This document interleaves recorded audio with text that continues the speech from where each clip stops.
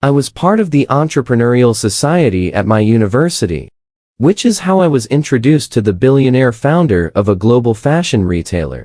For the first few weeks, maybe even months of our interactions, I had no idea who he was.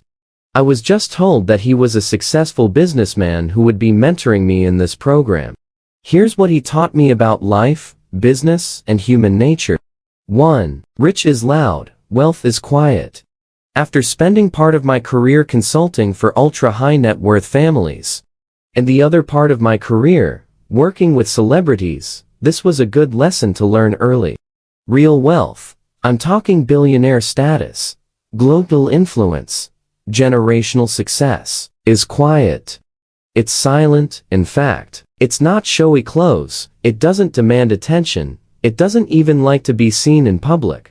Rich, on the other hand, is braggy, it's insecure, it's desperate. It wears Gucci, drives a Ferrari, and wants to be in all the best places at the best times. Whenever I met up with my mentor, it was at a local coffee shop during the quiet hours, an empty, unknown restaurant with a private room, or in the university meeting rooms, once all the lectures were done for the day. He dressed in jeans and a striped top. Every day, his driver dropped him down the round every day, so you'd only ever see him walking. In crowds, he was quiet, observant, and polite. 2. It's cool to care. Having now worked closely with many celebrities usually low status and or niche fame, may I add, it's easy to spot who deserves the success. I've had interactions with people who barely acknowledge me, never ask me about my life, interrupt me when I try to give a suggestion, or forget my name. After weeks of close contact, they're too busy to acknowledge someone as lowly as myself. Do I take it personally? Do I fuck? Delusion is the power you think you hold over others. Humility is embracing your insignificance.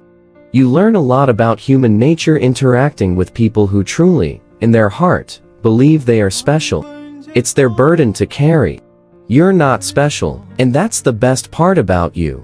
My mentor, and other high net worth individuals that I've encountered in my career, have a unique trait: they care.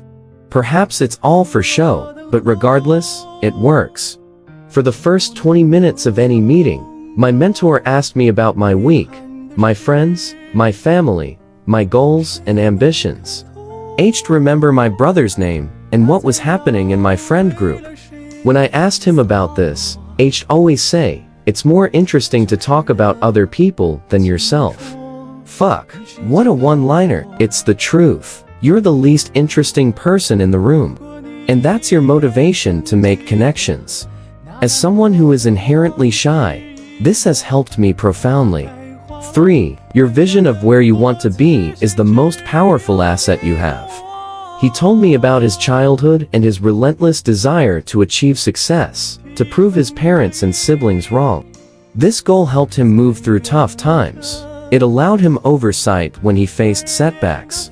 And it kept him on the right path when he experienced failures. Big ones at that. That's what led him to mentorship programs, I'd say. He likes seeing grit in young people, to remind them that if they keep going, they'll get there. I've always been someone who wants something more.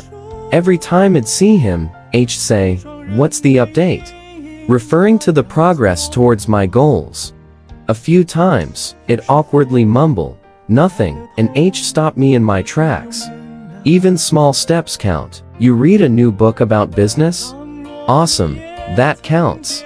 It reminds me of the story about the woman who approached Picasso in a restaurant, asked him to scribble something on a napkin, and said she would be happy to pay whatever he felt it was worth. Picasso complied and then said, "That will be 1,000. But you did that in 30 seconds, the astonished woman replied. No, Picasso said, it has taken me 40 years to do that. Small steps toward your goals compound over the months, years, and decades to follow. 4. Business is 10% truth, and 90% a lie. I'd often say that the truth lies underneath the surface. It took me a while to understand that lying in business is part and parcel. Whether you're going through rounds of VC funding or selling your first product online, You've got to embrace half-truths. I don't practice this sentiment in my daily life. On the contrary, I live under the moral imperative of honesty, which is a more powerful route long-term, even if it takes longer to get there. But what it taught me is skepticism.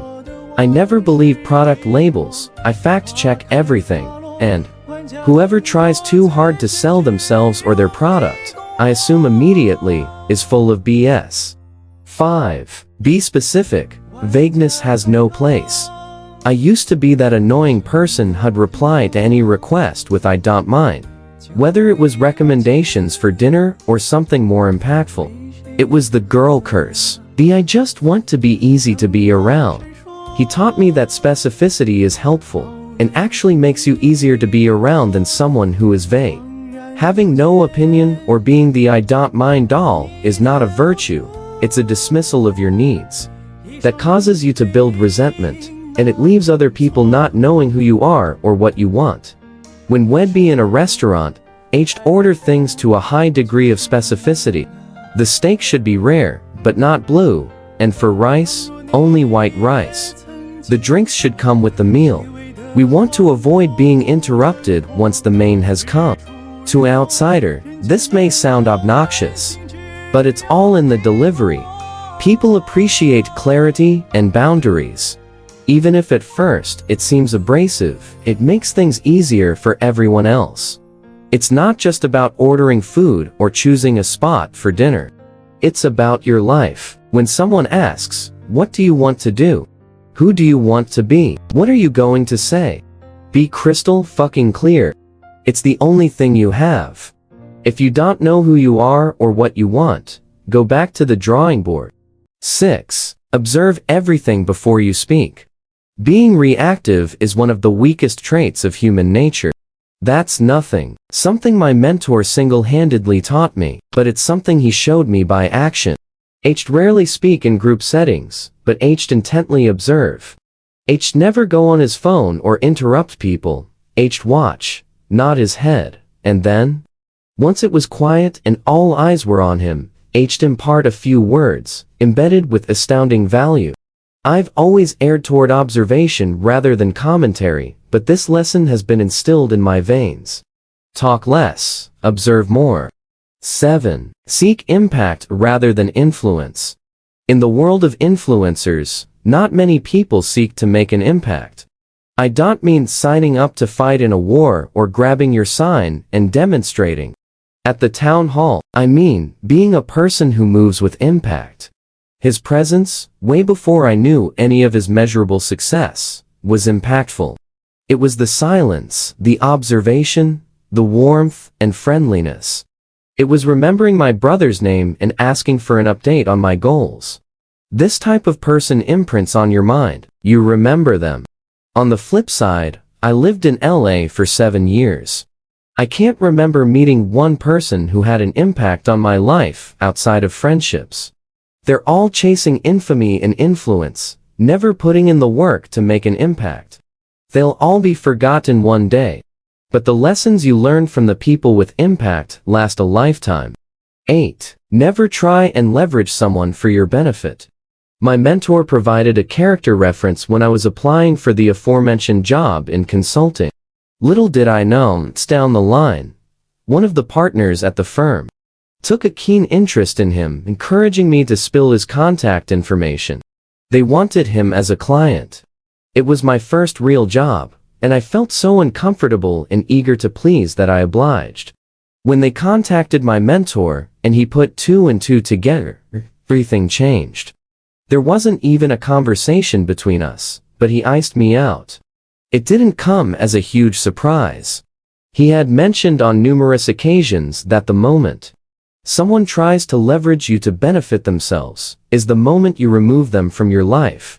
At the time, I didn't have the assertiveness to say no to the partner, but it's a lesson I learned that has served me well. Never do business with friends. Never try and get something for nothing. Or undersell yourself. Nothing is ever free. You get the gist. But that's how it ended for me. I never take the experience for granted. It was something I still reflect on with gratitude, And it's something that has shaped how I show up in the world, and in business. Final thought. You can adopt any one of these lessons into your life, and sooner or later, you'll feel things moving in the right direction. Now imagine implementing them all. You might not suddenly become a billionaire, but you become the person who vibrates at the frequency to receive those achievements. Not to get all hippie, but you know what I mean. You've got to become the person first.